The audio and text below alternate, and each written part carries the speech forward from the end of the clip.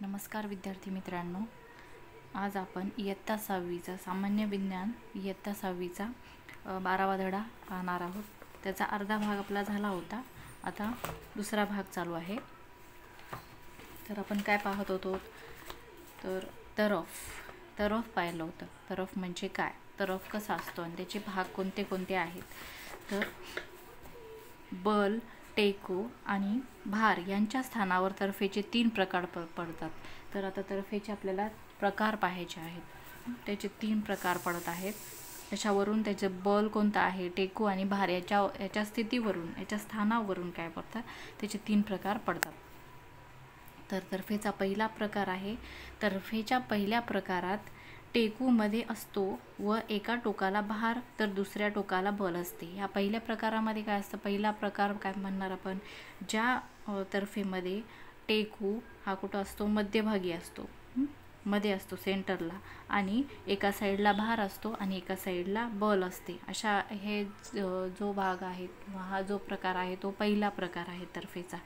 तर दुसरा प्रकार, तर्फेचा दुसरा प्रकार, मध्यभागी भार, एका बाजूला टेकू आणि दुसऱ्या बाजूला बल, हा तर्फेचा दुसरा प्रकार आहे। तर्फेच्या दुसऱ्या प्रकारामध्ये काय असतं, सेंटरला याच्यामध्ये काय आले बघा, भार आलाय। पहिल्या याच्यामध्ये टेकू होतं, दुसऱ्यामध्ये काय आहे, दुसऱ्या प्रकारामध्ये भार म्हणजे लोड। ठीक आहे, भार हे मध्यभागी असतं आणि एका साईडला टेकू असतो, दुसऱ्या साईडला बल असतं। हा असतो तर्फेचा दुसरा प्रकार। आता आहे तर्फेचा तिसरा प्रकार, मध्यभागी बल। या तिसऱ्या प्रकारामध्ये काय असतं, मध्यभागी बल असतं। पहिल्यामध्ये टेकू होतं मध्यभागी, दुसऱ्यामध्ये होतं भार, आता तिसऱ्यामध्ये काय आहे, मध्यभागी बल आहे। एका बाजूला टेकू असणार आणि दुसऱ्या बाजूला काय असेल, भार। तर हा तर्फेचा तिसरा प्रकार आहे। ठीक आहे, हे 3 प्रकार आहेत तर्फेचे। त्याच्या म्हणजे बल, टेकू आणि भार यांच्या स्थानावरून ते 3 तर्फेचे 3 प्रकार पडलेले आहेत। ठीक आहे, त्याच्या पुढे बघा, जर तुम्हाला व्हिडिओ आवडत असतील तर नक्कीच लाईक करा आणि चॅनलला सबस्क्राईब करा। काही समजत नसेल तर विचारू पण शकता। पुढे बघा दिलेला आहे, जरा डोके चालवा। चित्रात दैनंदिन जीवनातील काही यंत्रे दाखवली आहेत, पर प्रत्येकाच्या तर्फेचा प्रकार कोणता। आता हे बाकीचे चित्रे दाखवलेली आहेत, याच्यामध्ये आपल्याला सांगायचे की याच्यामध्ये बल कोणता आहे, टेकू कोणता आहे। तर्फेचे जे 3 प्रकार आहेत, बल, टेकू आणि भार, तर ते 3 कोणते कोणते प्रकार याच्यामध्ये आहेत, कोणत्या साईडला बल आहे, कोणत्या साईडला टेकू आहे, हे सांगायचं आहे आपल्याला। आता याच्या पुढचा प्रकार पाहायचा आपल्याला। तरफ हे तुम्हाला समजलं असेल चांगल्या प्रकारे। आता आपण पाहूया कप्पी। कप्पी म्हणजे काय करून पाहूया। पेन्सिल, चिकटपट्टी, दोऱ्याची रिकामी रीळ, अर्धा मीटर जाड दोरा, दोरीला बांधता येईल असे वजन, उदाहरणार्थ खोडरबर, खेळण्यातील रंगीत चिकट माती, हे सगळं आपल्याला साहित्य घ्यायला सांगितले आणि आपल्याला हे करून पाहायला सांगितले। ठीक आहे, हे प्रयोग असल्यासारखं आहे, ते आपल्याला करून पाहायचं आहे। टेबलाच्या कडेवरून पुढे येईल अशा पद्धतीने पेन्सिल टेबलावर ठेवा। टेबलाच्या कडेवर पुढे येईल म्हणजे टेबलावर पेन्सिल अशा प्रकारे ठेवायची की ती अर्धी टेबलावर असली पाहिजे आणि अर्धी टेबलच्या कडेवरून पुढे आली पाहिजे। अशा पद्धतीने ती पेन्सिल ठेवायची आणि त्याच्यावर ती चिकटपट्टीने टेबलावर पक्की चिकटवा। पेन्सिलच्या पुढे आलेल्या भागावर रीळ अडकवा आणि ते समोरचं जे पेन्सिलचं टोक येईल त्याला आपल्याला काय करायचे, आपली रीळ असते, दोऱ्याची रीळ रिकामी, तर ते गोल असतं त्याच्यामधलं ते त्या पेन्सिलवर अडकवायचं आहे। पेन्सिलच्या टोकावर रंगीत मातीचा गोळा बसवा म्हणजे रीळ निसटणार नाही आणि मग ती रीळ बाहेर पडू नये, पेन्सिलच्या इथून निघू नये, म्हणून आपल्याला त्याला ते रंगीत मातीचा गोळा म्हणजे उदाहरणार्थ ते क्ले वगैरे खेळतात ना लहान मुलं, ते आपल्याला त्याचा ते मातीचा गोळा त्याला बसवायचा आहे। या रीळावरून एका बाजूला वजन असलेला जाड दोरा सोडा आणि या रीळावरून आपल्याला काय करायचं आहे, आता वजन असलेला जाड दोरा म्हणजे त्याला आपण खोडरबर बांधलं याच्यामध्ये, ते तसं वजन असलेला दोरा त्याच्यावरून सोडायचा आहे। आता या दोऱ्याचे मोकळे टोक धरून खाली ओढले तर काय होईल? आपण हे जे दुसरं टोक आहे दोऱ्याचं ते आपण जर ओढलं तर काय होईल? तर जे वजन बांधलेलं होतं आपण ते खोडरबर होतं ते काय होईल? हळूहळू जसं आपण इकडून ओढतो तसं ते वजन जे आहे ते वरती म्हणजे वरी येणार. ठीक आहे. दुसऱ्या टोकाला बांधलेले वजन वर उचलले जाते. वजन उचलण्यासाठी खाच असलेले चाक आणि दोरी यांच्या अशा रचनेला कप्पी म्हणतात. मग याच्यावरून काय समजलं आपल्याला की कप्पी म्हणजे काय? कप्पी म्हणजे काय तर वजन उचलण्यासाठी खाच असलेली, म्हणजे याच्यामध्ये बघा हे रीळ आहे, त्याच्यामध्ये जागा आहे, गॅप आहे, चाक असल्यासारखं आहे आणि त्याला आपण दोरी बांधली आणि त्याच्या मदतीने आपण एखादी वस्तू उचलू शकतो किंवा वजन उचलू शकतो, त्याला म्हणणार कप्पी. कप्पी वापरण्याचा काय उपयोग होतो? वरच्या दिशेने वजन उचलण्यासाठी खालच्या दिशेने बल लावता येते. हे अधिक सोयीचे असते. रोजच्या वापरातील कप्पीची काही उदाहरणे तुम्ही पाहिली असतीलच, त्यांची यादी करा. आता आपल्याला अजून माहिती असलेले असे कप्पी त्यांचे उदाहरणं सांगायचे आहेत. आपण रोज असे वापरतो त्यांची उदाहरणे सांगायची आहेत. आता याचा पुढचा भाग आहे बघा, चाक आणि आस. सांगा पाहू. नंबर 1, आकाश पाळण्याची मजा तुम्ही सर्वांनीच घेतली असेल. त्याचे मोठे चाक कसे फिरते? आता आकाश पाळण्यामध्ये सर्वच जण बसतात. सगळ्यांनी पाहिलं तरी असेल, काही जण बसत नाहीत, घाबरतात, म्हणून भीती वाटते बऱ्याच जणांना, त्यामुळे ते काय फक्त पाहतात. आकाश पाळण्याचं तुम्ही मजा घेतली असेल किंवा तुम्ही पाहिला असेल तर त्याचे चाक कसं फिरतं? आकाश पाळण्याचे मोठे चाक मध्यभागी एका दांड्यावर बसवलेले असते. या दांड्याला आस म्हणतात. आस म्हणजे काय? हे बघा, हे सेंटरला काय दिसायला आपल्याला, हे मोठे चाक मध्यभागी एका दांड्यावर बसवलेले असते. या दांड्यालाच आस म्हणतात.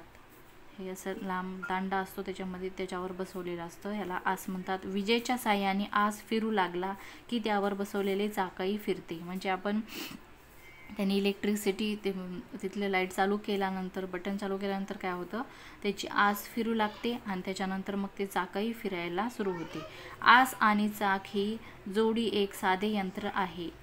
याचा असंख्य ठिकाणी उपयोग होताना आपण पाहतो. म्हणजे नंबर 2, सायकलचे पॅडल फिरवले की चाक फिरू लागते. असे कशामुळे होते? बघा, आता काय होतं, सायकलचा आपण पॅन्डल मारल्यानंतरच सायकल चालायला सुरू होते. असं का होतं? तर सायकलचे पॅन्डल जे आहे ते सेंटरला जोडलेलं असते. सायकलचं जो चाक असतो त्याचं सेंटरचे जे पॅन्डलच्या तिथली चेन त्या मागच्या चाकाला, पुढच्या चाकाला जोडलेली असते, त्यामुळे त्याचं पॅन्डल फिरवलं की त्याचे चाकही फिरू लागतात. ठीक आहे. याच्या पुढे बघा, यंत्राची निगा कशी राखायची, त्याची काळजी कशी घ्यायला पाहिजे ही माहिती दिलेली आहे. यंत्रे वापरली जात असताना त्यांचे भाग एकमेकांवर घासत असतात. म्हणजे जेव्हा आपण ते यंत्रे वापरतो, वेगवेगळ्या मशीन्स वापरतो, त्याच्यामध्ये खूप सारे भाग असतात, ते भाग एकमेकांवर घासतात. धूळ बसून खराब झालेल्या भागामध्ये अधिक घर्षण होते आणि त्याच्यामध्ये काय होतं, मग ते बऱ्याच वेळेस खूपच जास्त घर्षण झाल्यानंतर त्याच्यावर धूळ पण बसत असते आणि त्यामुळे ते भाग खराब होण्याची शक्यता असते.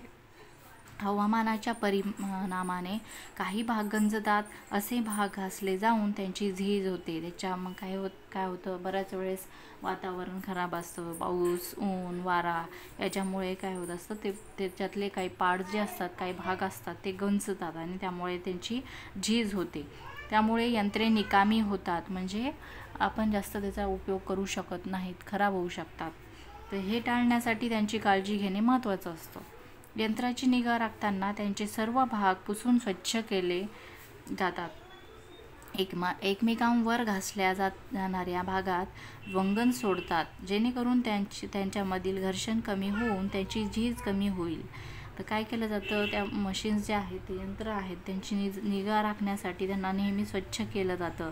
त्यांच्यामध्ये तेल सोडलं जातं, त्यालाच वंगण सोडणे म्हणतात.